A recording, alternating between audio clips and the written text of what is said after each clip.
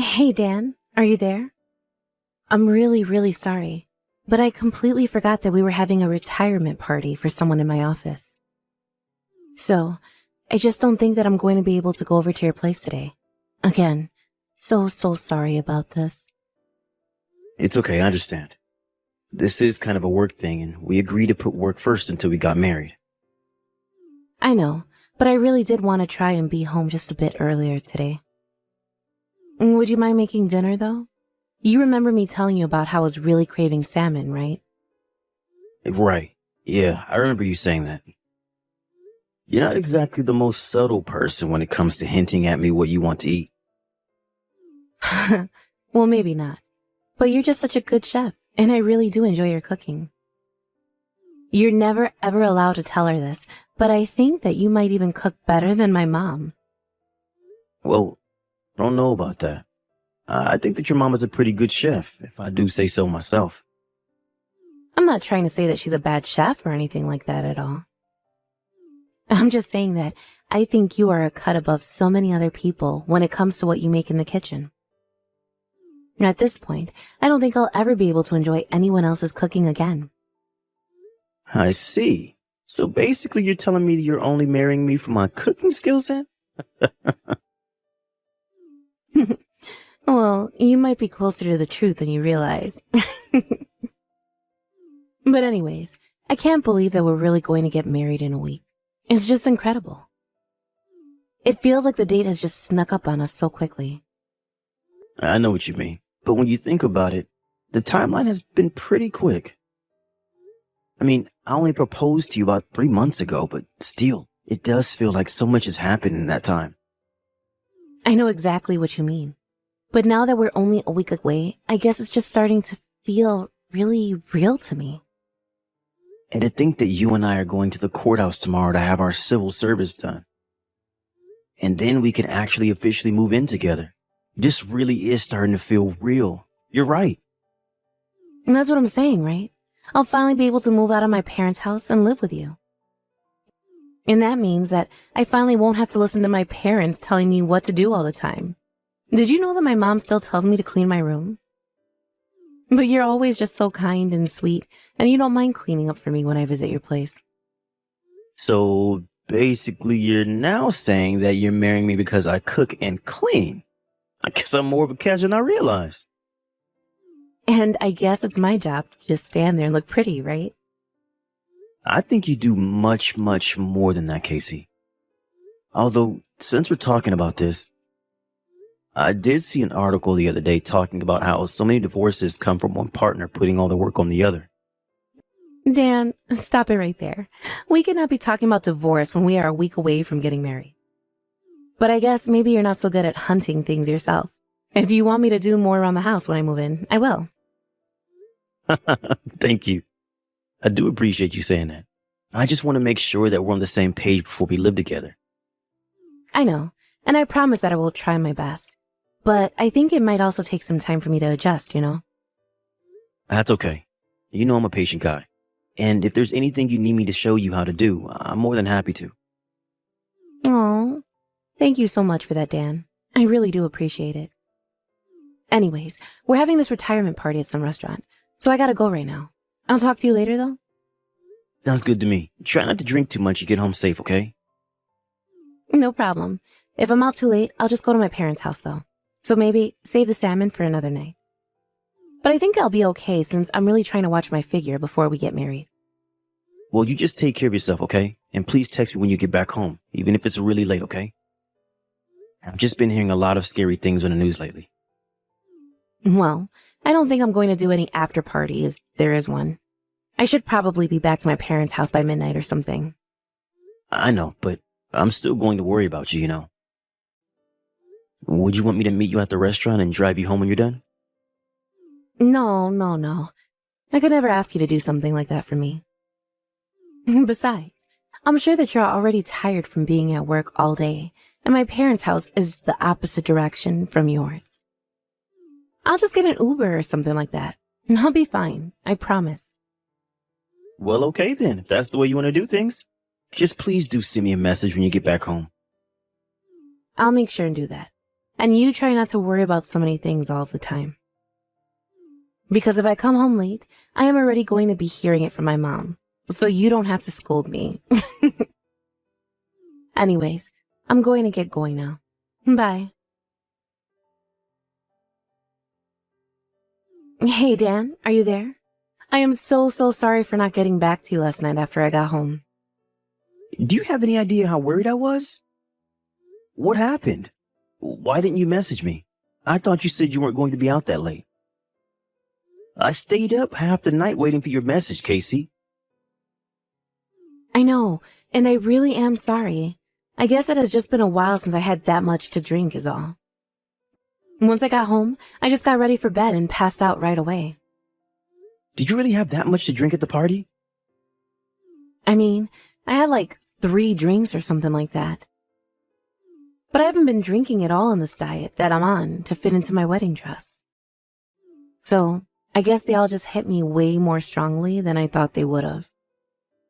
Well, geez.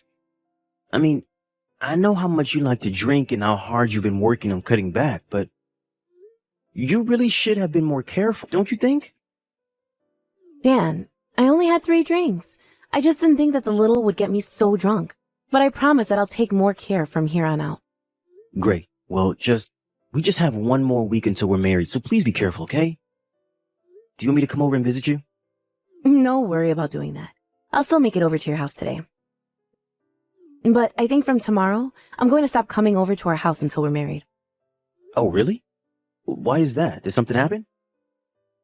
Well, after we're married, the 2 of us are going to move in together and be living with each other, right? I was just thinking this morning while my mom was making me breakfast that maybe things aren't so bad at home and that I want to enjoy this while I can. Hey, I understand. It can't be easy getting this close to having to move out of your parents' house. Yeah, it's going to be a lot of big changes for me, I think. So, I just want to enjoy the time I have at home with my parents while I can. I understand. After all, it's just like you said. Once we're married, we really are going to be living together. So, you enjoy the time you have living with your parents, okay? Great. Thank you so much for understanding, Dan. Besides, it's not like they even live that far away from us, right? Yeah, of course. It's not like you're never going to see them again or anything like that. But it's true that there are going to be some changes while you get used to living with me and not with them. Yeah, you're right about that. I just hope that everything goes well for the 2 of us. I'm sure it will. But it's understandable to be getting so emotional when we're close to getting married now. I know. I feel like every little thing has been getting me so emotional lately, and I just don't even know what to do with myself. I'm sorry. I know it's a really emotional time, and I didn't mean to upset you. It's just that, well, I thought I was going to get to see you a bit more before the wedding is all. Although I did go out and buy some salmon to cook for you for dinner tonight. You did? You mean it? Oh, that's just perfect. Thank you so much. Well, don't worry. Now I'm definitely coming over tonight. Hey, Casey, have you still not made it to the wedding yet? But your parents are here and we're all waiting for you. Where are you? Please get back to me when you see these messages. We're really worried about you. Dan, are you there? I'm really sorry. It's all my fault that the wedding fell apart and we didn't even get married. And I just couldn't even stand to face you in person. Casey, you know that I'm not mad at you. You were in an accident. I mean, you could have been killed. I'm just happy that you're still alive. But I can't walk anymore. I'm going to have to live in a wheelchair for the rest of my life. And my friend who was driving me around still hasn't even woken up. She was driving us to the wedding, and that's when the accident happened. This is all my fault. But your leg's okay? Yeah, everything else is just fine. I don't have any other injuries or anything like that. The doctors say that I'm stable, and there's no risk to my health or anything like that. I see. Well, I guess that's good at least. But do you think you'll be able to come and visit me at the hospital? Visiting hours are going to be until 8 tonight. Casey, I'm really sorry, but I'm just too busy. Now that the wedding is canceled, I just have a lot of phone calls to make and people that I need to talk to. I mean, there were a lot of people who came all the way here just to see us get married, you know? So I just have to talk to them, thank them for coming, and explain what happened and all of that. Not to mention that I guess I should cancel the movers that we ordered as well. This really is all my fault. I knew it. I'm sorry, Dan. This isn't what I wanted to happen. You really don't need to apologize for anything. I mean, if anything, you're the biggest victim of this whole thing. I know, but Well, I thought that we were going to be married by now. The accident was on the day we were supposed to have our civil ceremony, and now we're not going to have our real ceremony. I know, but there's just really nothing to do about it now. I'm so sorry that you have to do all this by yourself. I wish there was some way that I could help you in this state, but right now, the only thing I want is to see you. It's okay, I understand. And I really want to see you too. Do you think you'll be able to come and see me tomorrow? Yeah, that should be fine, Casey. Thank you so much, Dan. I was really worried that you were going to leave me over this. You mean because you weren't able to have our wedding how we planned it? Yeah, and because I'm going to be in a wheelchair for the rest of my life. Well, I guess that just goes to show that you never really know what can happen. One day you're healthy and fine, and then an accident like this happens and takes it all away. But I would never leave you just because you're going to be in a wheelchair. I hope you know that I'm not that kind of person. Thank you so much, Dan. Just reading that message makes me feel better. Anyways, I'm sorry for reaching out to you while you're so busy. I'll see you tomorrow. Hey, Casey, are you there? I have to talk to you. Dan, why have you been ignoring all my messages I've been sending you? You're making me really nervous. Is everything okay? Yeah, I'm sorry. I know that I haven't been able to make it over there to see you. But why not? What's going on, Dan? Well, the thing is that when you woke up from the accident, you said that you didn't want any visitors, right? I know, but that was because I woke up in the hospital and I was just trying to piece together what happened. I guess I didn't want to feel like I was letting people down, so I didn't want to see them. I know what you mean. I was really nervous and needed some time too, but I've come to a decision. What do you mean by that? Well, I don't think that we should get married. I just don't think I'm going to be able to live with you, and so I don't think that you and I should be getting married. But why? I don't understand what happened. What made you change your mind? Because I just know now that I'm never ever going to be able to be happy living with you, Casey. But is this because I'm never going to be able to walk again? No, it isn't because of that. You're lying to me. I know that it's because of that. You think that I'm just going to be dead weight hanging around your neck for the rest of your life, don't you? All I asked was that you come and visit me in the hospital, and you just leave me like this? How could you do this to me? I thought that you were different. Dan, I thought I could trust you. Well, I feel the exact same way. In fact, I'm glad this accident happened so that I found out the truth before our wedding. Truth? What on earth are you talking about? Why would you even say something like that to me? Don't you realize that I'm going to be paralyzed from the waist down for the rest of my life? How could you say that to me after all I've been through? Don't you think that I've suffered enough already? I think that you brought all of this suffering on yourself. So you're really going to try and tell me that this is all my fault then? Well, you've been telling everyone that you were just on your way over to the wedding when you got into the accident, and that's all that happened, right? But the truth is just a little different, isn't it? You weren't on your way to the wedding. You were trying to run away with your secret lover. You were trying to drive as far away from our wedding as you could before you got hit by the car. Dan, what are you talking about? You can't actually be serious about this, right? But I suppose the man you're with still hasn't woken up yet, has he? Maybe you were hoping that he never would and that no one would figure this out. Of course not. He's just an old coworker of mine, but of course I hope that he gets up. I mean, it was actually his retirement party that I was going to.